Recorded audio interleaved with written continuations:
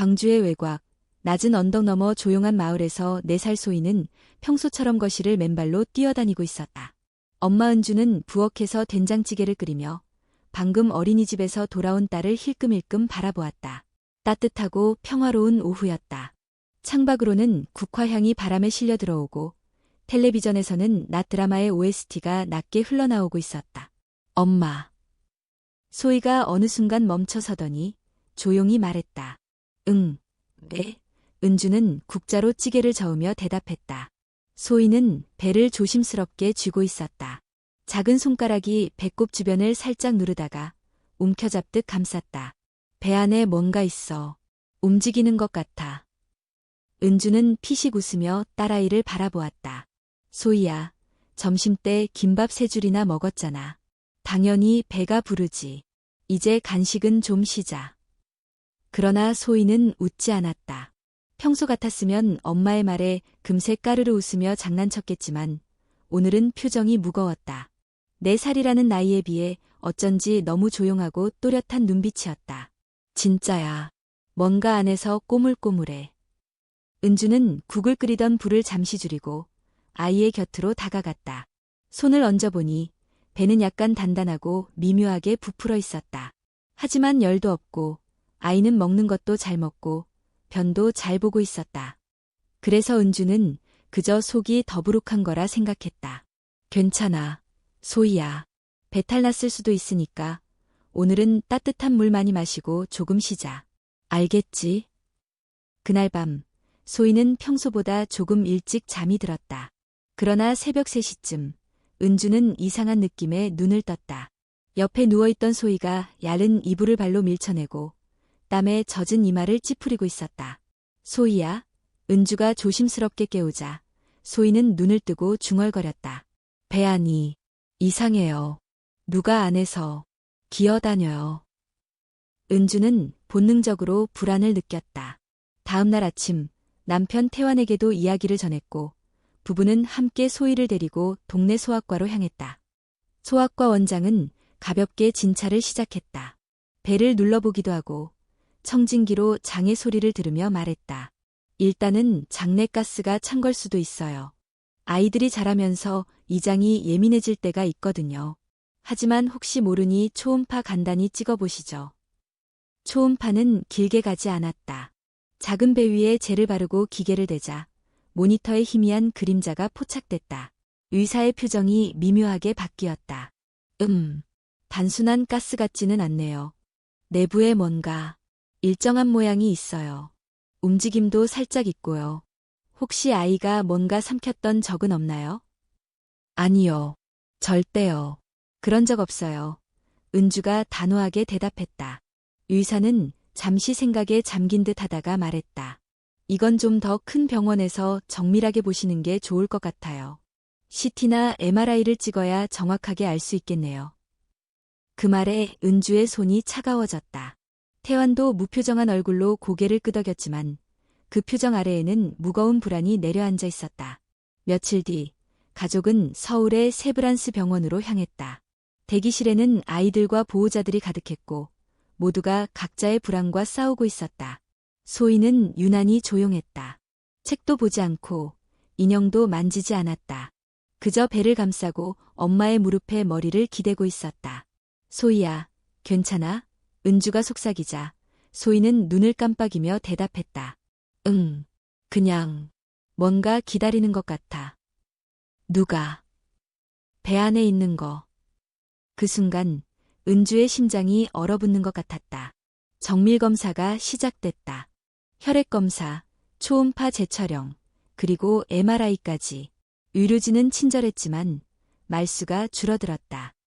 마지막으로 영상을 확인하던 방사선과 의사는 모니터 앞에서 한참을 멈춰 있었다. 이건 쉽게 설명드리기 어렵네요. 뭔가 잘못됐나요? 태환이 묻자 의사는 조심스럽게 대답했다. 배 안에 일정한 조직이 있어요. 단순한 혹이나 종양과는 달라요. 스스로 위치를 약간 바꾸는 것처럼 보이고요. 세포 조직이 일반적인 인체와는 좀 다릅니다. 은주의 손이 떨렸다. 그럼 그게 뭔데요? 솔직히 말씀드리면 저희도 아직 잘 모르겠습니다. 추가적인 생검이 필요하고 아마 유전자 분석까지 해야 할 겁니다. 정적이 흐른 진료실. 태화는 은주의 손을 꼭 잡았다. 소희는 아무 말 없이 창밖의 하늘을 바라보고 있었다. 하늘은 아무 일도 없는 듯 파랗고 맑았다. 그러나 세 사람의 마음속에는 설명할 수 없는 무언가가 자라나고 있었다. 그리고 그 무언가는 소희의 몸속에도 조용히, 천천히 살아 숨쉬고 있었다. 세브란스 병원의 소아 희귀질환 센터. 소희는 야른 환자복을 입고 진단실 안에 누워 있었다. 은주는 옆에 앉아 딸아이의 손을 꼭 잡고 있었고, 태화는 문 옆에 서서 진료 과정을 지켜보고 있었다. 차가운 형광등 불빛 아래에서 의료진들의 표정은 진지했고, 기계의 삐 소리는 일정한 리듬을 유지하고 있었다. MRI 촬영이 끝나고 방사선과 전문의가 영상을 살펴보기 시작했다. 모니터에는 소희의 복부 단면이 세밀하게 표시되었다. 그러나 아무리 분석해도 기존의 의학적 분류로 설명할 수 없는 형체가 보였다. 그것은 특정한 장기에 국한되지 않았고 주변 조직 사이를 누비듯이 퍼져 있었다. 이건 장기 외부에 위치하고 있습니다. 그리고 의사가 잠시 말을 멈췄다. 다른 전문의가 다가와 모니터를 함께 들여다보며 고개를 갸웃거렸다. 형태가 일정하지 않네요. 그리고 내부에 이건 혈류처럼 보입니다. 이 물체가 소희의 혈관과 연결되어 있는 건가요? 그럴 가능성이 있습니다. 더 정확한 분석이 필요하지만 일단 명백한 건 이건 종양이 아닙니다. 뭔가 살아있는 조직처럼 보입니다. 의료진 사이에서 조용한 긴장이 감돌았다. 은주는 화면을 보면서도 이해할 수 없는 용어들이 오가는 것을 그저 무겁게 듣고만 있었다. 뭔가 이상하다는 직감은 이미 며칠 전부터 있었지만 의사들의 표정에서 읽히는 불안감은 또 다른 차원의 것이었다. 그날 저녁, 의료진은 가족을 상담실로 불러 정밀검사 결과를 설명했다. 지금까지의 검사 결과에 따르면 소희 양의 복부 안에 존재하는 물체는 일반적인 생리적 구조물이나 병리적 조직으로 볼 수 없습니다. 조직 내에 독립적인 세포 구조가 있으며 그 안에는 미세한 움직임이 포착됩니다. 그게 생명체라는 뜻인가요? 태환이 조심스럽게 물었다. 아직 단정할 수는 없습니다. 하지만 세포 활동이 존재하고 그것이 외부 자극에 반응하는 것으로 보아 최소한 자율적인 생체 반응을 갖고 있는 것은 분명합니다. 은주의 얼굴이 하얗게 질렸다. 아이의 몸 안에 무언가 살아있는 것이 있다는 사실은 상상조차 할 수 없는 일이었다. 그럼 그걸 제거할 수는 없는 건가요? 의사는 머뭇거리며 고개를 저었다. 현재 상태에서는 섣불리 제거를 시도하기 어렵습니다. 조직이 장기들과 너무 밀접하게 연결되어 있어서 수술 중 출혈이나 장기 손상 위험이 매우 큽니다. 무엇보다 그 물체의 정체를 정확히 파악하지 못한 상황에서 무작정 제거하는 건 아이의 생명을 더욱 위험하게 만들 수 있습니다. 그럼 어떡하죠? 그냥 두고 볼 수는 없잖아요. 계속 자라면 어떡하죠? 은주의 목소리가 떨렸다. 그래서 저희는 추가적인 조직 검사와 유전자 분석을 진행할 예정입니다. 동시에 이 분야에 정통한 외부 전문가들과도 협력할 계획입니다. 그날 밤, 소희는 입원 병실에서 잠이 들었다. 은주는 침대 옆에 앉아 딸아이의 이마를 쓰다듬으며 속으로 수십 가지 질문을 되뇌었다. 도대체 저 안에 있는 건 뭘까? 우리 아이에게 이런 일이 생긴 걸까? 태화는 병원 복도 끝 의자에 앉아 있었다.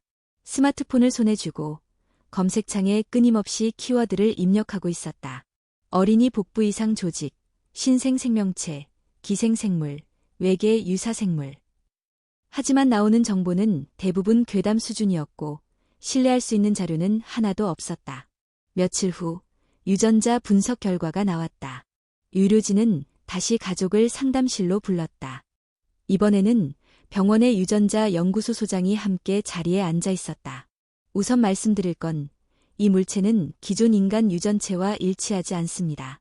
DNA 서열을 비교한 결과 인간은 물론 동물, 식물, 박테리아, 바이러스와도 전혀 다른 구조를 갖고 있습니다. 그럼 지구상의 생물이 아니라는 뜻인가요? 태환이 묻자 연구소장은 조용히 숨을 내쉬었다. 그렇게 단정할 수는 없습니다. 다만 지금까지 과학이 관찰해온 모든 생물학적 기준에서 벗어나 있다는 건 확실합니다. 이건 완전히 새로운 유형의 생명 구조일 가능성이 있습니다.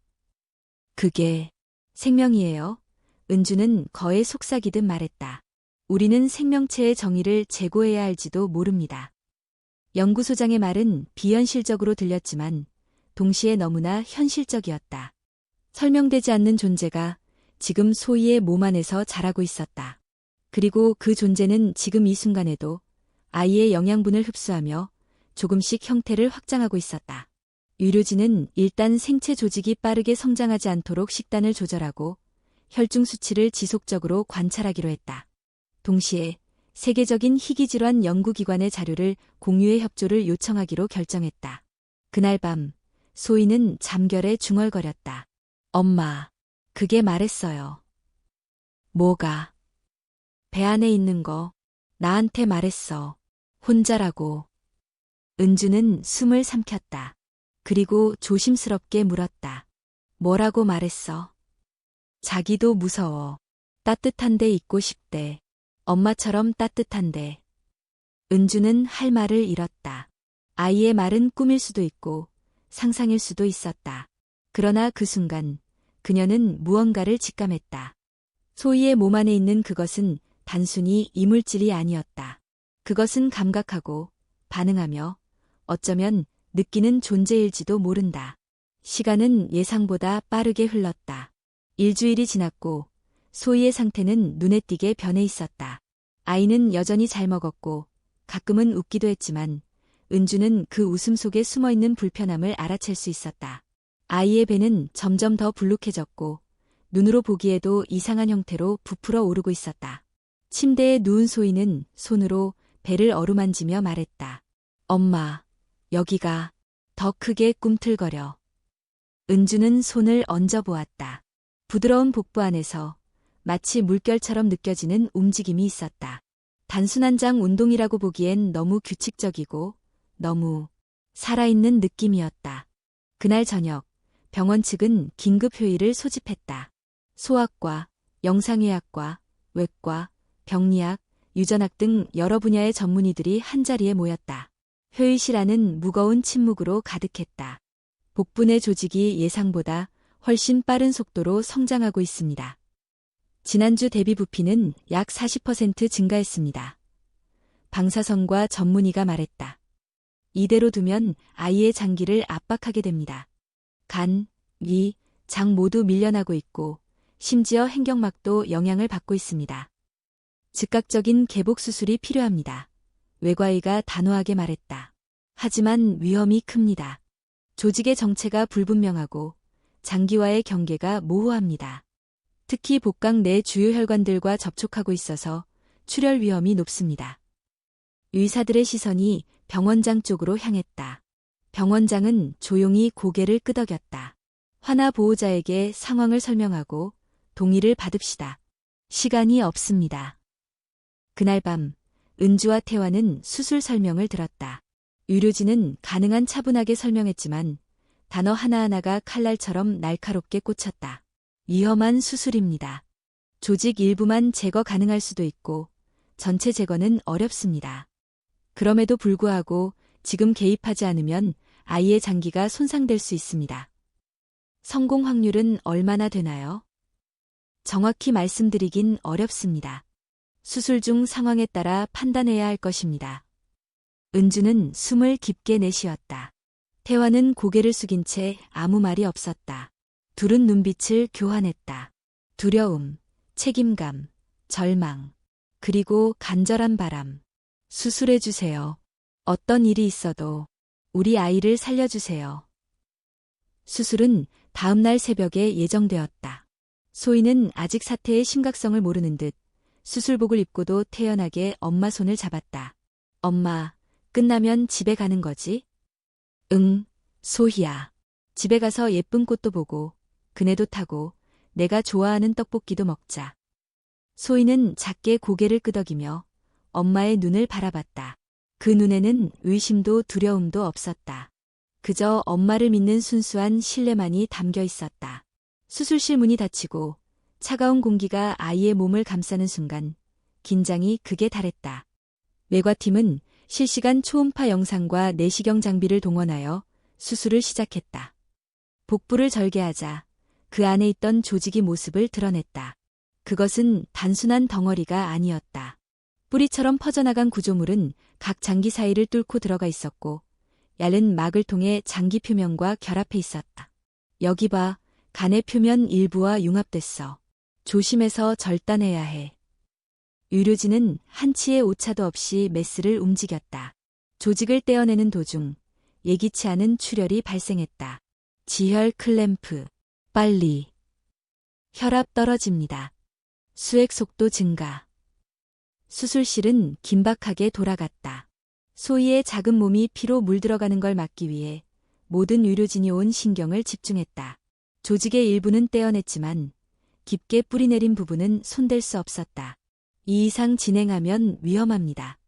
일부만 제거하고 수술을 마무리하겠습니다. 합의된 거죠? 아이의 생명이 우선입니다. 수술은 총 4시간에 걸쳐 진행됐다. 소희는 중환자실로 이송되었고 부모는 수술실 문 앞에서 얼어붙은 채 기다리고 있었다. 의료진이 나와 고개를 숙였다. 일단 아이는 무사히 깨어났습니다. 생명에는 지장이 없습니다. 은주는 눈물을 터뜨렸다. 태화는 주먹을 꽉 쥐고 고개를 떨궜다. 하지만 의사의 말이 이어졌다. 조직의 완전 제거는 불가능했습니다. 뿌리 구조가 복잡하게 퍼져 있어서 일부는 남겨둘 수밖에 없었습니다. 그럼 다시 자랄 수 있다는 건가요? 그럴 가능성도 배제할 수 없습니다. 다만 조직의 일부를 확보했기 때문에 정밀 분석이 가능해졌습니다. 이 조직이 무엇인지 그리고 어떻게 대응할 수 있을지 연구가 가능해졌습니다. 은주는 중환자실 창을 바라봤다. 그 안에 있는 소희는 산소 마스크를 쓰고 미세한 숨결로 생명을 이어가고 있었다. 그녀의 작은 가슴은 천천히 그러나 꾸준히 오르내리고 있었다. 태화는 조용히 중얼거렸다. 그래도 살아있어. 그게 중요하지. 그러나 그 누구도 모른다. 아이의 몸 안에 남겨진 그것이 지금 이 순간에도 또다시 자라날 준비를 하고 있는지, 살아남기 위해 더 깊이 뿌리를 내리고 있는지. 은주는 창 너머 아이를 바라보며 다짐했다. 어떤 일이 있어도 지켜내리라. 딸의 몸 안에서 시작된 이 낯선 생명과의 싸움은 이제부터가 시작이었다. 수술 후 일주일이 지났다. 소희는 중환자실에서 일반 병동으로 옮겨졌고 조금씩 의식을 회복하고 있었다. 여전히 몸은 약했지만 눈빛은 또렷했고 식사도 조금씩 받아들이기 시작했다. 은주는 하루도 빠짐없이 곁을 지켰고 태화는 병원과 집을 오가며 필사적으로 정보를 모았다. 그 사이 수술 중 확보한 조직 샘플은 병원 생명과학연구소로 옮겨졌다. 최고 수준의 생명공학 장비가 동원되어 조직의 구조와 유전 정보를 분석하기 위한 작업이 시작되었다. 이틀 후 연구소 측은 비공개로 내부 회의를 열었다. 참석자는 병원장, 연구소장, 병리학과 교수, 그리고 외부 자문과학자 2명이었다. 우선 결과부터 말씀드리겠습니다. 연구소장이 입을 열었다. 이 조직은 기존 지구 생명체의 유전자 구조와 일치하지 않습니다. DNA 염기 배열 자체가 기존의 생물 분류 체계에 속하지 않고 염기쌍 간의 연결 방식도 매우 이질적입니다. 그 말은 외계 생물일 가능성도 있다는 뜻입니까? 한 교수가 조심스럽게 물었다. 단정은 어렵습니다. 하지만 분명한 건 지금까지 인류가 관찰하거나 분류해온 그 어떤 생명체와도 다릅니다. 모두가 침묵했다. 연구소장은 이어 설명을 계속했다. 더 놀라운 점은 이 조직이 실험실 환경에서도 자가 활동을 계속한다는 것입니다. 세포 분열이 매우 느리지만 꾸준히 진행되고 있고 특이한 점은 환경 변화에 반응하는 모습이 있다는 것입니다. 환경 변화. 온도, 습도, 빛의 세기에 따라 활동성이 미세하게 조절됩니다. 그리고 가장 충격적인 건 연구소장은 화면을 켜고 모니터에 분석 영상을 띄웠다. 그 안에는 생체 조직이 실험 장치 내에서 미세하게 수축하고 팽창하는 모습이 담겨 있었다. 마치 호흡이라도 하듯이 자기 방어 반응이라고도 볼 수 있습니다. 그런데 이 반응은 일정한 패턴이 아니라 마치 학습을 통해 반응을 조절하는 것처럼 보입니다. 그게 가능합니까? 단순한 조직이 학습한다는 게? 이건 단순한 조직이 아닙니다. 실험 결과 해당 조직은 단백질 신호를 통해 주변 환경을 기억하는 기능을 갖고 있는 것으로 추정됩니다. 한 과학자가 중얼거렸다. 감각 혹은 원시적인 의식이 있다는 건가요? 연구소장은 고개를 끄덕였다. 그럴 가능성을 배제할 수 없습니다. 특히 흥미로운 점은 이 조직의 일부 세포에서 인간의 뉴런과 유사한 정기적 신호가 관찰된다는 것입니다. 미세하지만 반복적인 파형이 감지됩니다. 그것이 의미 없는 생리 반응인지 정보 전달 신호인지 아직은 알 수 없습니다. 병원장은 조용히 손가락을 맞잡은 채 말을 이었다. 그럼 결국 이것은 살아있는 생명체라는 말입니까? 네, 우리는 그렇게 판단하고 있습니다. 그리고 이 생명체는 소위 양의 몸 안에서 어떤 방식으로든 공생하려는 경향을 보이고 있습니다. 공생이라니요? 소위 양의 영양분 일부를 흡수하고 있으면서도 심각한 면역 반응이나 장기 손상을 유발하지 않았다는 점이 이상합니다. 마치 몸속 환경에 적응하고 그에 맞게 스스로를 조절하는 듯한 모습입니다. 회의장은 조용한 충격 속에 빠졌다. 지금까지 이질적인 이물질이라 생각했던 그것은 오히려 인체에 적응하며 자리를 잡고 있는 새로운 생명체일 수 있었다. 같은 시각, 병실에서 소희는 조용히 잠들어 있었다. 은주는 아이의 곁에서 책을 읽어주다가 문득 창밖을 바라보았다. 그리고 들리지 않을 정도로 낮게 중얼거렸다. 너는 도대체 뭐니? 왜 우리 아이를 택한 거니? 그날 밤, 소희는 다시 잠꼬대를 했다. 엄마, 그것도 말했어. 뭐라고 했어, 소희야? 기억이 나지 않는데, 어디서 왔는지도. 혼자 있었대. 그래서 나랑 같이 있고 싶대. 은주는 숨이 멎는 듯한 기분을 느꼈다. 그 목소리는 아이의 상상 속 산물이었을까? 아니면 진짜로 그녀의 딸 몸 안에 있는 그 무엇이 말을 건넨 걸까? 다음 날 연구소에서 다시 연락이 왔다. 그들은 추가로 분석한 결과를 부모에게 직접 설명하겠다고 했다. 은주와 태화는 연구소 회의실로 들어갔다. 연구소장은 조심스럽게 입을 열었다. 소희 양의 몸속에 있는 생명체는 단순한 기생생물이 아닙니다. 그것은 스스로를 조율하고 있으며 아이의 신체 구조와 상호작용하면서 자신을 보호하고 있습니다. 그게 아이를 해치려는 건가요? 아직까지는 아닙니다. 오히려 생명 유지를 위해 공존하려는 모습에 가깝습니다. 우리는 이 생명체가 단순한 적이 아닐 수도 있다는 가능성을 고려하고 있습니다. 그럼 아이와 함께 살아갈 수도 있다는 뜻인가요? 그렇습니다. 단, 이 공존이 얼마나 지속될 수 있을지, 그리고 앞으로 어떤 변화를 초래할지는 전혀 예측할 수 없습니다. 태화는 고개를 떨구고 두 손을 움켜쥐었다. 은주는 미세하게 떨리는 목소리로 물었다. 만약 그게 감정을 갖고 있다면요? 우리 딸과 진짜로 마음을 나눈다면요? 회의실 안에 누구도 선뜻 대답하지 못했다. 단지 과학과 인간의 감정 사이의 그 넓고도 불확실한 간극만이 조용히 그 자리를 메우고 있었다. 밤이 깊었다. 병실의 불은 모두 꺼지고 희미한 수면등만이 따뜻한 오렌지 빛으로 소희의 얼굴을 감싸고 있었다. 창밖에서는 간간히 구급차의 사이렌 소리가 먼 곳에서 울렸고 병원의 복도는 조용했다. 은주는 소희의 머리맡에 앉아 아이의 손을 잡고 있었다.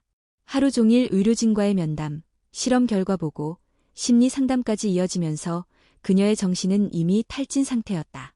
하지만 눈을 감을 수는 없었다. 아이가 잠드는 순간마다 그녀는 더욱 깨어 있어야 했다. 그날 밤 소희는 깊은 잠에 빠졌다. 그리고 갑작스레 몸을 뒤척이며 낮게 중얼거렸다. 또 말했어요. 은주는 깜짝 놀라 아이를 바라보았다. 누가 말했어, 소희야? 안에 있는 거. 이번엔 그림을 보여줬어요. 그림? 응. 숲이랑 하늘이랑 뭔가 따뜻한 빛이 있는 곳이었어요. 나보고 거기 기억나냐고 물었어요. 소희는 다시 눈을 감고 잠들었지만 은주의 마음은 더욱 복잡해졌다. 단순한 꿈이라기엔 너무 구체적이었고 반복적으로 이어지고 있었다. 아이의 몸 안에 있는 생명체가 정말로 무언가를 전달하고 있는 걸까? 다음 날 아침, 병원 신경과와 유전자 연구소는 공동으로 새로운 검사를 시도했다. 밤중 소희의 뇌파와 생명체 조직의 전기 반응을 동시에 기록하는 실험이었다. 실시간으로 두 생명체의 전기 신호가 어떻게 변화하는지 추적하려는 것이었다. 검사 장비가 설치된 병실에서 소희는 조용히 침대에 누웠다. 그녀의 머리에는 뇌파 측정 센서가 부착되었고 복부에는 미세 초음파 센서가 연결되어 있었다. 은주는 불안한 눈빛으로 의료진을 바라보았다. 아이가 아프진 않겠죠? 전혀 아닙니다.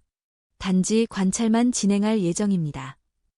밤이 되자 검사는 시작되었다. 의료진은 모니터 앞에 앉아 두 데이터의 변화를 실시간으로 살폈다. 처음 몇 시간은 아무런 변화도 없었다.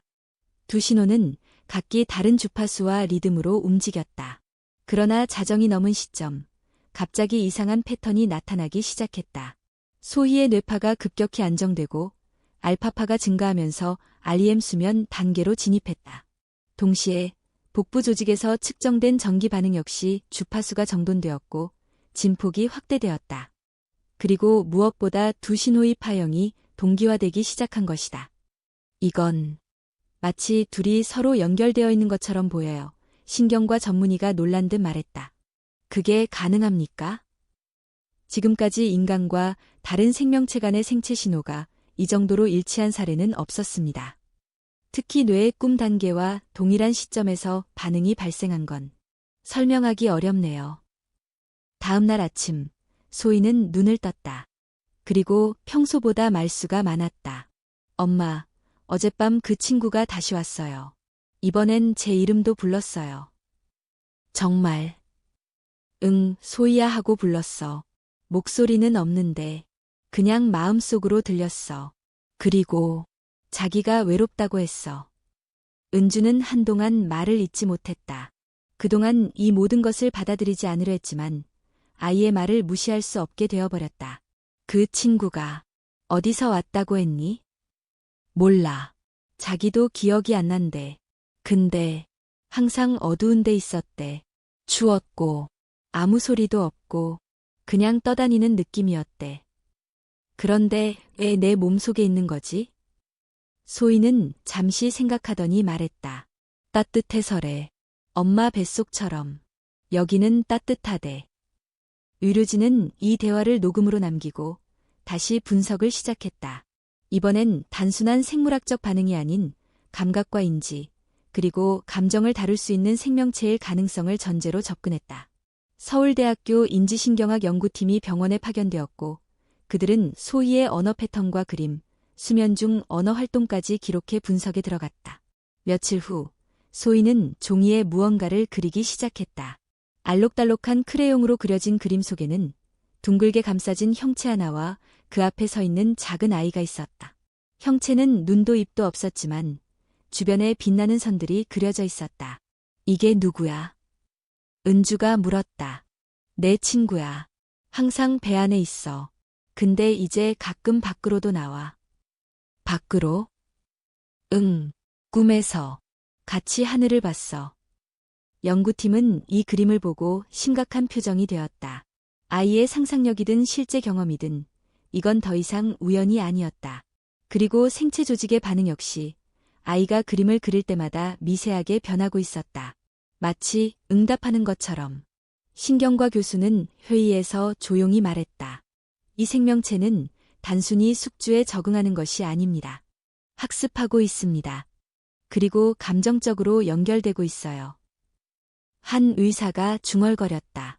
그렇다면 소희는 지금 진짜로 그것과 친구가 된 건지도 모르겠네요. 하지만 이것이 과연 좋은 일일까? 아이는 분명 평온해 보였지만 몸속에 여전히 자라고 있는 낯선 생명체는 명확히 밝혀지지 않았다.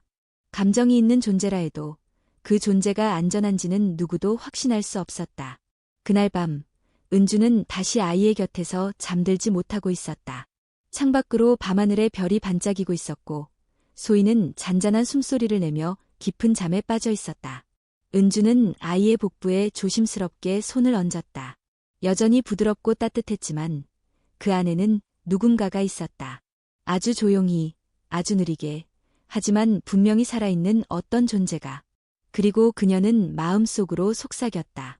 제발, 제발 우리 아이를 다치게 하지 말아줘. 내가 누구든 간에.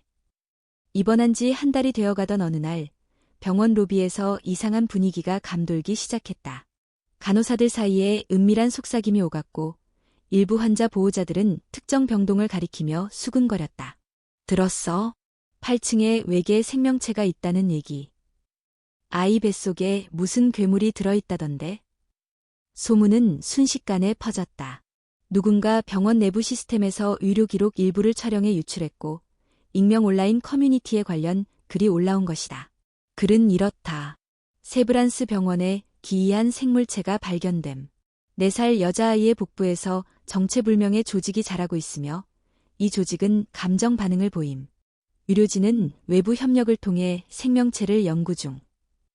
이 글은 수천 건이 조회수를 기록하며 삽시간에 퍼져나갔고 기사화되기에 이르렀다.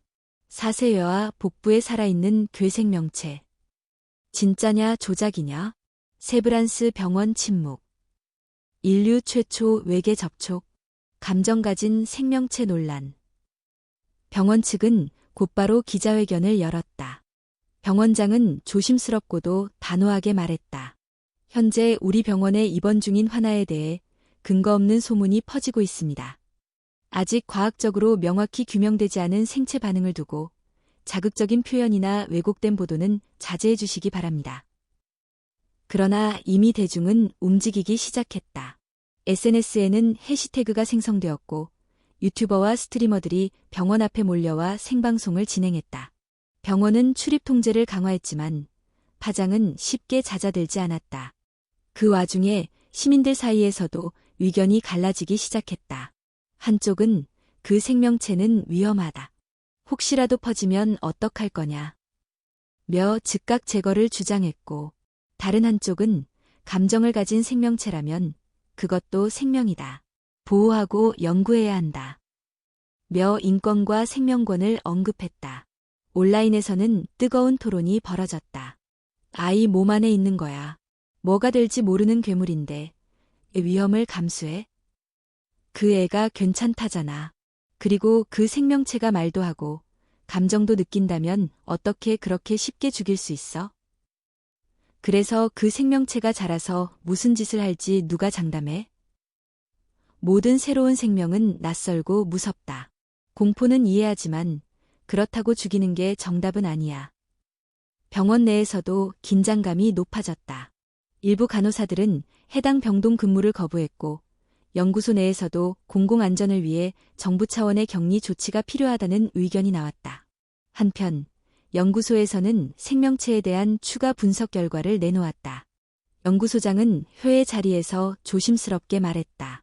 생명체 조직이 소희 양의 뇌파와 주기적으로 연결되는 것이 확인되었습니다. 그리고 소희 양의 감정 상태 변화와 조직의 정기 활동 사이에도 유의미한 상관관계가 있습니다. 그게 감정적으로 연결되어 있다는 뜻인가요? 정확히 말하자면 반응하고 있다는 겁니다. 예컨대 아이가 불안을 느끼면 조직의 활동성이 증가하고 안정감을 느낄 땐 현저히 감소합니다. 이건 감정에 대한 반응 그 자체로 볼 수 있습니다. 의사들의 표정은 복잡했다. 감정이 있다는 생명체. 하지만 위험성은 여전하다. 결국 병원 윤리위원회가 소집되었다. 위원장, 생명윤리 전문가, 의사, 외부 법률 자문까지 포함된 회의였다. 현재 상황은 단순한 의료 문제를 넘어섰습니다. 국가생명윤리위원회와도 논의가 필요합니다. 하지만 결정은 신중해야 합니다. 아직 확실한 위험이 발생한 것은 아닙니다. 그러나 지금처럼 두면 예기치 못한 상황이 벌어질 수 있습니다. 공공안전도 고려해야 합니다. 논의는 깊어졌고 결론은 내려지지 않았다. 다만 한 가지는 분명했다. 이 사안은 이제 하나의 아이와 가족만의 문제가 아니었다. 그날 밤 은주는 태환과 병실 근처 면담실에 앉아 있었다. 그녀는 지친 얼굴로 중얼거렸다. 우리 가족이 세상 전체 앞에 놓인 기분이야. 모두가 우리한테 뭔가를 결정하라고 말하는 것 같아. 하지만 그 누구도 소희가 느끼는 걸 듣지 않잖아. 맞아. 모두가 그거들 말하는데 정작 그 애는 아무 말도 못하고 있어. 우리가 대신 목소리가 돼야 해. 잠시 정적이 흘렀다. 태환이 낮게 말했다. 만약 진짜로 그것이 살아있는 존재라면, 그리고 소희와 연결되어 있다면 우리가 그 생명을 없애는 건 우리 아이 일부를 죽이는 거랑 같을지도 몰라. 은주는 눈을 감았다. 그 말이 가장 무서웠다. 소희가 점점 그것과 가까워지고 있다는 사실. 그리고 그것이 단순한 기생이 아니라 아이의 일부가 되어가고 있다는 가능성. 다음 날 은주는 병원 윤리위원회에 편지를 전달했다. 저희는 소희의 엄마, 아빠입니다. 지금 아이는 잘 자고, 웃고, 말을 합니다. 배 안에 무엇이 있든 그것이 우리 아이의 삶을 지탱하고 있는 존재라면 우리는 그것을 함부로 없애지 않겠습니다. 생명을 해치는 것이 언제나 정답은 아닙니다. 저희는 아이의 감정과 연결된 존재를 적으로만 간주하지 않기로 했습니다. 이 편지는 익명으로 언론에 유출되었고 다시 한번 뜨거운 논쟁을 불러일으켰다.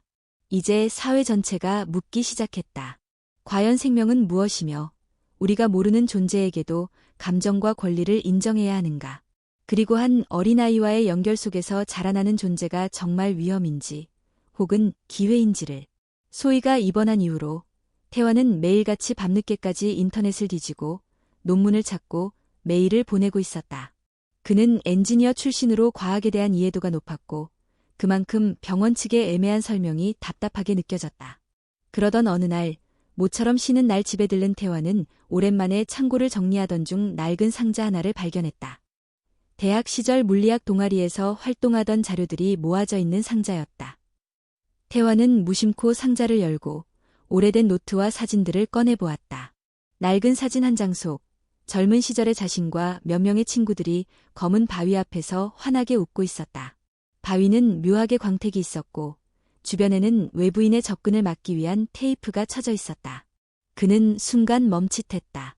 이 사진은 분명 5년 전 제주도에서 있었던 단기 연구 프로그램 당시 찍은 것이었다. 소행성 관측 후 분석 실습이라는 이름 아래 진행된 프로그램으로 당신은 단순히 우주물질에 대한 호기심으로 참여했었다. 당시 제주도 남쪽 해안 근처에서 낙하물로 추정되는 광물 조각이 발견되었고 태환은 그것을 직접 손에 들고 관찰한 기억이 있었다.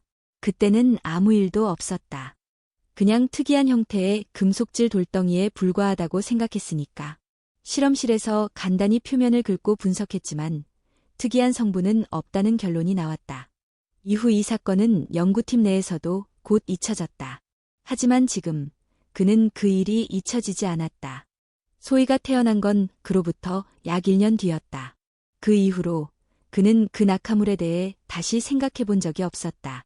하지만 만약 그때 그 돌이 단순한 암석이 아니었다면, 그리고 자신이 연구실에서 사용했던 장비나 옷, 가방 속 어딘가에 미세한 생물 단위가 존재했다면, 태환은 그날 밤 곧바로 노트북을 켜고 당시 함께 프로젝트에 참여했던 친구들에게 연락을 시도했다. 오래된 번호였지만 다행히 한 명이 응답했다. 태환아, 진짜 오랜만이다. 무슨 일이야? 혹시 그때 제주도에서 발견했던 광물 조각 기억나? 그 까만 거 기억나지. 우리 다들 들고 사진도 찍었잖아. 왜? 혹시 그거 분석 자료나 남아있어?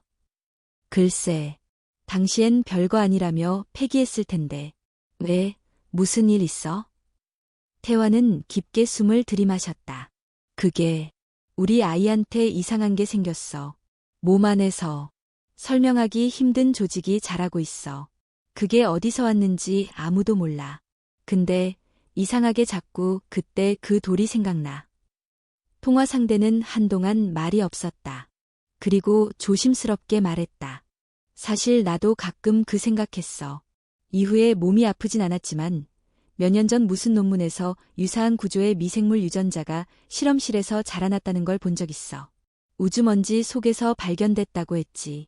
내 말 듣고 나니까 이상하게 소름 돋는다. 그날 밤, 태화는 자신의 추측을 정리한 문서를 만들어 병원 연구소에 전달했다. 동시에 제주도 천문연구소에도 협조 요청을 보냈다. 며칠 후 서울대 생명과학부에서 특별연구팀이 병원을 방문했다. 그들은 태환이 제공한 사진과 당시에 쓰였던 도구의 잔존 샘플 분석 요청서를 들고 나타났다. 이건 매우 흥미로운 정보입니다. 혹시 그때의 낙하물이 실제로 미세한 유기 구조를 포함하고 있었다면 지금 소희 양의 상태를 이해할 결정적인 단서가 될 수 있습니다. 그들은 샘플을 미국과 유럽의 공동 연구기관에도 보냈고 며칠 뒤 예비 분석 결과가 도착했다. 결론은 충격적이었다. 그 광물 조각 표면에는 당시 기술로는 검출할 수 없었던 극미세 단위의 세포 비슷한 구조가 존재했으며 현재 소희의 몸속에서 발견된 생체 조직과 유사한 단백질 패턴을 공유하고 있다는 것이었다. 이건 단순한 우연의 일치가 아닙니다. 연구 책임자가 말했다. 우리는 지금 지구 외부에서 기원했을 가능성이 있는 생명 구조를 보고 있는지도 모릅니다. 그리고 이 구조는 인간의 생체 환경 속에서 생존하는 법을 학습하고 있습니다. 이 사실은 병원 내부에서도 격렬한 반응을 일으켰다. 누군가는 이제 정부가 나서야 한다고 말했고 또 다른 누군가는 아이와 가족은 보호되어야 한다며 격리나 실험의 가능성에 반대했다. 은주는 모든 이야기를 들은 후 멍하니 앉아 있었다. 그녀의 눈앞에서 남편은 조용히 고개를 숙였다. 내가 그걸 집에 데려온 걸지도 몰라. 그땐 몰랐어. 정말 아무 생각도 없었어. 당신 잘못이 아니야. 은주는 떨리는 목소리로 말했다. 그건 그냥 일어난 일이야. 아무도 몰랐잖아. 하지만 한 가지는 분명해졌다. 그 생명체는 단지 우연히 아이에게 나타난 것이 아니었다. 그것은 먼 우주에서 아주 작게, 조용히 인간의 세계로 들어와 있었다. 그리고 지금 그것은 인간 안에서 살아가는 법을 배우고 있었다. 제주도 낙하물과의 연결 가능성이 제기된 이후 병원과 연구기관은 더욱 신중하게 대응하기 시작했다. 소희의 몸속에 있는 생명체가 단순한 병리적 존재가 아니라 지구 외부에서 기원했을 가능성이 있다는 사실은 의료진과 과학자 모두에게 경이로움과 동시에 무거운 책임감을 안겼다. 그러나 한편에서는 이제야 확실하게 제거해야 한다는 의견도 강하게 제기되었다. 이건 인류 전체에 대한 위협일 수도 있습니다. 감정이 있든 없든 이건 우리 몸 안에서 진화하고 있는 외부 생명체입니다. 더 이상 지켜볼 수만은 없습니다. 이에 따라 병원은 생명체를 억제하거나 제거할 수 있는 방안을 조심스럽게 모색하기 시작했다.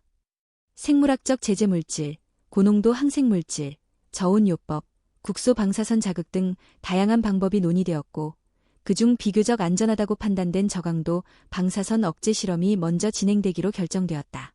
이 실험은 생명체가 활동하는 복부 주변을 대상으로 일정 시간 동안 저강도의 방사선을 노출하여 세포 활동을 둔화시키는 방식이었다. 의료진은 소희의 신체에는 영향이 없도록 철저히 조율하고 모든 장비를 이중으로 점검했다. 실험은 오전 10시에 시작되었다. 소희는 잠들어 있었고 의식은 없었으며 생명체의 활동 수준은 비교적 안정적이었다. 그러나 방사선이 투입된 지 10분이 지나자 복부 내부에서 이상 반응이 시작되었다. 초음파 실시간 화면에 변동 발생. 조직이 수축합니다. 수축. 아니, 이건 방어 반응 같아. 전기 반응 수치가 급등하고 있어요. 장기 주변으로 이동 중입니다. 소희의 복부에서 측정된 생체 신호는 급격히 증가했고 모니터에는 조직이 마치 꿈틀거리며 몸속을 움직이는 장면이 포착되었다. 그것은 단순한 반사작용이 아니었다. 방사선 자극이 가해지자 마치 공격받는다는 것을 인지한 듯 조직이 위로 상승하고 복부 상부로 이동하려 했다. 위험합니다. 이 상태로 계속되면 심장을 압박할 수 있습니다. 중단하세요. 방사선 즉시 종료. 실험은 급히 중단되었고 의료진은 아이의 상태를 확인하기 위해 병실로 달려갔다. 소희는 식은땀을 흘리며 몸을 웅크리고 있었고 입술은 새하얗게 질려 있었다. 심박수는 불규칙하게 요동쳤고 산소 포화도는 빠르게 떨어지고 있었다. 산소 마스크 장착, 진정제 투여 시작. 의료진이 조치를 취하는 사이 은주와 태화는 복도에서 떨리는 마음으로 상황을 지켜보고 있었다. 몇 분 후 담당 의사가 나와 상황을 설명했다. 죄송합니다. 생명체가 매우 강한 자극 반응을 보였습니다. 예상보다 훨씬 더 고도화된 방어 기제를 갖고 있는 것 같습니다. 그러니까 그게 살려고 했다는 거죠? 은주가 물었다. 의사는 말없이 고개를 끄덕였다. 살기 위해 움직였고 도망쳤고 스스로를 방어했습니다. 그건 본능이자 의지입니다. 이 사건 이후 병원 내부에서는 생명체에 대한 새로운 정의가 내려졌다. 그것은 더 이상 이물질도 병적 조직도 아니었다. 그것은 살아있는 하나의 생명체였다. 의지를 갖고 공포를 느끼며 자신을 지키려는 본능을 가진 존재. 그리고 가장 중요한 사실은 이 생명체가 단순히 기생하고 있는 것이 아니라 소희와 생리적으로 긴밀하게 연결되어 있다는 점이었다. 연구소의 최신 분석 결과에 따르면 생명체는 이미 소희의 일부 장기와 미세한 모세혈관 네트워크를 공유하고 있었고 신경 전달 물질의 전달 경로에도 일정 부분 영향을 주고 있었다. 이는 곧 생명체가 소희의 몸 안에서 독립적인 존재가 아닌 하나의 시스템처럼 작동하고 있다는 뜻이었다. 그것을 없앤다는 건 소희의 일부를 제거하는 것과 다르지 않습니다. 연구소장이 말했다. 그러면 완전히 제거하는 건 불가능한가요? 태환이 물었다. 가능은 합니다. 그러나 아이가 견디지 못할 확률이 매우 높습니다. 의료진은 이 문제를 해결하기 위해 외국의 희귀생물학 연구소와 연계해 새로운 생명 억제 물질을 실험 중에 있었다. 기존 항바이러스, 항균 메커니즘을 넘는 차원의 새로운 억제제가 필요했다. 며칠 뒤 일본에서 개발 중이던 선택적 펩타이드 억제제가 응급 사용 승인을 받아 병원에 도착했다. 이 물질은 단백질 전달체에 반응하여 특정 생명 구조의 증식을 억제할 수 있다는 연구 결과가 있었다. 그날 저녁, 의료진은 마지막 회의를 열었다. 이번이 마지막 기회일 수도 있습니다. 이 물질이 효과가 없다면 우리는 방법이 없습니다. 부작용은요? 정확히 알 수 없습니다. 지금까지 인간에게 투여된 적은 없습니다. 결정은 부모에게 맡겨졌다. 은주와 태화는 병실에서 잠든 딸을 바라보며 오랜 시간 말없이 앉아 있었다. 그 애가 살고 싶어 했대. 은주가 조용히 말했다. 그래서 도망쳤대. 무서워서. 태화는 고개를 숙였다. 하지만 우리 아이도 살고 싶어 해. 그 아이도, 그 안에 있는 그것도. 둘 다 살고 싶어 해. 은주는 눈을 감고 딸의 손을 조심스럽게 잡았다. 그렇다면 둘 다 살 수 있는 길을 찾아야지. 선택은 이제 더 이상 미룰 수 없는 현실이 되었다. 병원 측은 일본에서 긴급 공수된 펩타이드 억제제를 투여할지 여부를 부모에게 결정해달라고 요청했다. 의료진은 최대한 차분하게 설명했지만 그 설명 속에는 분명히 모른다는 말이 반복되고 있었다. 효과가 있을 수도 있고 없을 수도 있다. 부작용이 발생할 수도 있고 그렇지 않을 수도 있다. 하지만 분명한 건 지금 아무것도 하지 않으면 소희의 몸속에서 그 생명체는 더 자랄 것이며 결국 장기를 압박하고 치명적인 손상을 유발할 가능성이 높다는 것이었다. 은주는 의자에 앉아 멍하니 바닥을 바라보고 있었다. 태화는 그런 아내 옆에서 문득 입을 열었다. 우린 지금 둘 중 하나를 죽이는 선택을 하려는 거야. 은주는 고개를 들었다. 한쪽은 우리 아이고 한쪽은 우리 아이 안에 있는 누군가. 만약 얘가 진짜 감정을 가지고 있다면 그걸 없앤다는 건 우리 아이를 지키는 거야. 은주는 단호히 말했다. 하지만 그 눈빛은 흔들리고 있었다. 태화는 조용히 아내의 손을 잡았다. 난 아직도 소희가 그 존재와 연결되어 있다고 믿어. 걔가 꿈에서 본다는 말, 목소리를 들었다는 말, 다 상상이라고 하기엔 너무 구체적이었어. 그럼 어떻게 해야 돼? 그냥 같이 살라고 놔두기엔 위험하잖아. 아니, 방법을 찾아야지. 적이 아니면 함께 사는 법을. 그날 밤 병원 회의실에선 의료진과 윤리위원회, 생명과학연구소, 그리고 부모가 모두 모였다. 이 회의는 마지막 결정의 자리였다. 모든 정보가 공유되었고 모든 가능성이 토론되었다.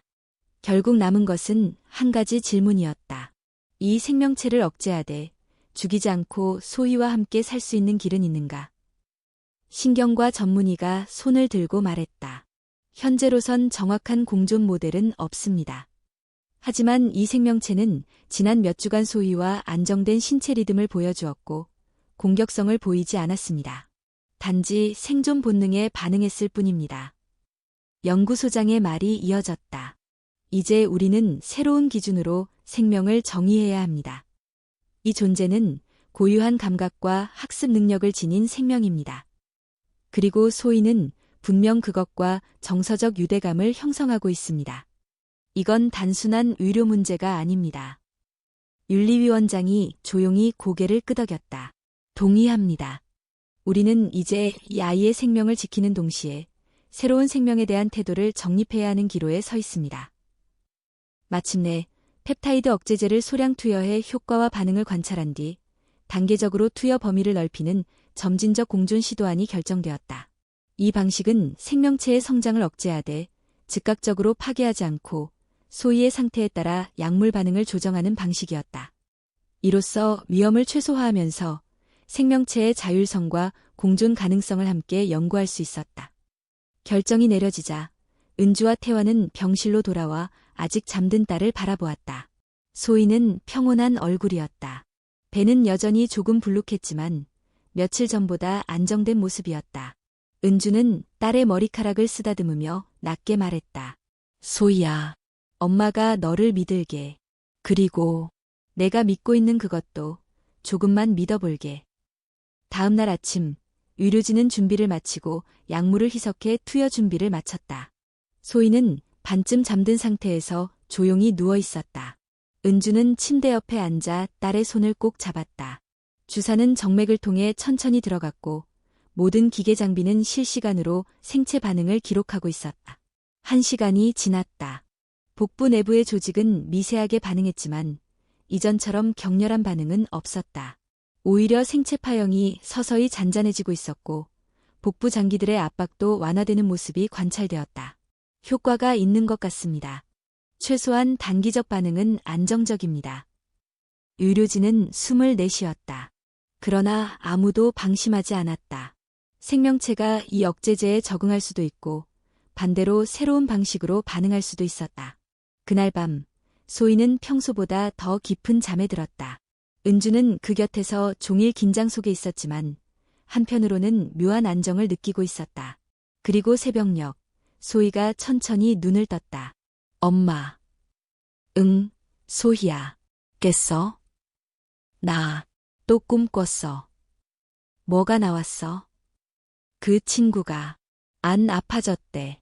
편해졌대. 고맙다고 했어. 은주는 순간 숨이 멎는 듯했다.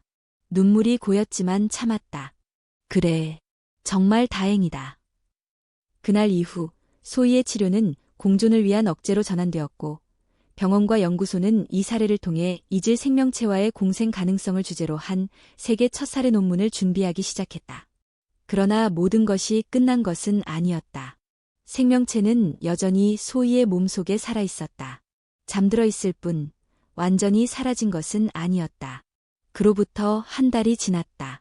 소희는 여전히 병원에 입원 중이었지만 얼굴에는 다시 생기가 돌고 있었다. 체력도 조금씩 회복되고 있었고 식사량도 늘어났으며 간호사들과 웃으며 인사할 정도로 명랑해졌다. 복부는 여전히 미세하게 부풀어 있었지만 더 이상 급격히 자라지 않았고 초음파에서도 조직의 활동성이 눈에 띄게 줄어들었다. 펩타이드 억제제는 정기적으로 소량 투여되었고 그 효과는 현재까지 안정적으로 유지되고 있었다. 무엇보다 눈에 띄게 달라진 것은 소희의 꿈이었다. 그녀는 더 이상 두려워하지 않았고 더 이상 배 속의 존재를 무서운 것이라 부르지 않았다. 이제 소희는 그것을 친구라 불렀다. 내 안에 있는 친구. 조용하지만 나를 지켜보는 친구. 항상 따뜻한데 있고 싶어하는 친구. 은주와 태화는 여전히 불안 속에서 하루하루를 살아가고 있었지만 이제는 그 감정에 희망이라는 빛이 섞여 있었다. 죽음을 막기 위한 싸움에서 이제는 살아가기 위한 길을 고민하는 시간으로 바뀌었다. 어느 날 오후 병실 창가에 앉은 소희는 창밖의 하늘을 가만히 바라보다가 은주에게 물었다. 엄마, 나 이제 병원 안 가도 되는 거야? 조금만 더 있다가 의사 선생님이 괜찮다고 하면 그때 집에 가자. 집 가면 왜도 같이 가는 거야? 은주는 잠시 멈칫했지만 곧 고개를 끄덕였다. 응, 걔도 너랑 함께 있는 게 편하다며. 너랑 같이 있을 때가 제일 좋다고 했잖아. 소희는 웃으며 말했다. 응, 얘도 그렇게 말했어. 꿈속에서. 그 미소는 어른들에겐 감당하기 어려운 복잡한 의미를 담고 있었지만 동시에 그것은 명확한 하나의 진실이었다. 그 존재는 소희의 일부가 되었고 소희는 그 존재를 있는 그대로 받아들이고 있었다. 그 사실은 연구진들에게도 새로운 세계를 열어주었다. 서울대 생명과학연구소는 이 사례를 바탕으로 세계학회에 자료를 제출했고 국내외 수십 개의 연구소에서 협조 요청이 이어졌다. 지구의 기원의 생명체와 인간의 공존 가능성, 감정 반응을 보이는 생명 조직의 최초 사례, 신경망 기반 이질 생명체의 인지 구조. 논문 제목마다 무게와 파장이 컸고 세상은 다시 한번 술렁이기 시작했다. 하지만 병원은 철저한 언론 통제를 유지했고 소희와 가족의 보호를 최우선으로 했다. 소희는 더 이상 외계 생명체 보유 아동이 아니었고 단지 특별한 친구와 함께 살아가는 평범한 아이였다. 그러나 그 평범함은 결코 쉬운 것이 아니었다. 매일 약을 복용해야 했고 몸속 상태를 정기적으로 확인해야 했으며 예기치 못한 반응에 대비해 항상 의료진과 연락 가능한 상태를 유지해야 했다. 하지만 가족은 이제 두렵지 않았다. 그들이 두려움을 넘어 희망을 선택했기 때문이다. 몇 주 후 병원은 소희의 상태가 안정적이라는 판단하에 퇴원을 허락했다. 가족은 소박한 웃음을 되찾은 얼굴로 병원 문을 나섰고 소희는 집으로 돌아가는 차 안에서 창밖을 바라보며 말했다. 엄마, 저 구름 봐. 나랑 얘랑 저 위에서 놀면 재밌을 것 같아. 은주는 100m 너머로 아이를 바라보며 조용히 대답했다. 응, 꼭 그렇게 되면 좋겠다. 그날 밤 집에 돌아온 소희는 자신만의 방에 처음으로 누웠다. 은주는 아이에게 동화책을 읽어주었고 태화는 조용히 아이의 이불을 덮어주었다. 잠들기 전 소희는 조용히 속삭였다. 우리 잘 지내보자. 그 순간 은주는 배 안에서 느껴지는 미세한 온기를 느꼈다. 이제는 낯설지 않은 느낌이었다. 두려움 대신 마치 작은 숨결 같은 그것은 고요하고 조용했다. 이후로도 연구는 계속되었다. 생명체의 유래, 구조, 진화 가능성에 대한 질문은 아직도 많았고 명확히 밝혀진 것은 많지 않았다. 하지만 하나는 분명했다. 이제 인류는 생명에 대해 다시 생각하게 되었다. 그것이 형태가 어떠하든 어디에서 왔든 느끼고 반응하고 함께 살아가려는 존재라면 그것 또한 존중받아야 한다는 진실. 몇 달 후 국제생명윤리회의에서는 소희 사례가 공식 발표되었고 이례적으로 인간 비인간 생명 간 공존에 대한 권리선언이라는 새로운 의제까지 제안되었다. 세상은 아직 혼란스럽고 의견은 여전히 갈리고 있었다. 하지만 그 중심에 서 있는 작은 존재. 소희는 오늘도 조용히 숨을 쉬고 웃으며 살아가고 있었다. 그리고 그녀의 안에는 여전히 조용히 꿈틀거리는 그 무엇이 있었다. 살아있는 생명. 이해받고 싶어하는 생명. 함께 살아가고자 하는 생명. 이야기는 아직 끝나지 않았다.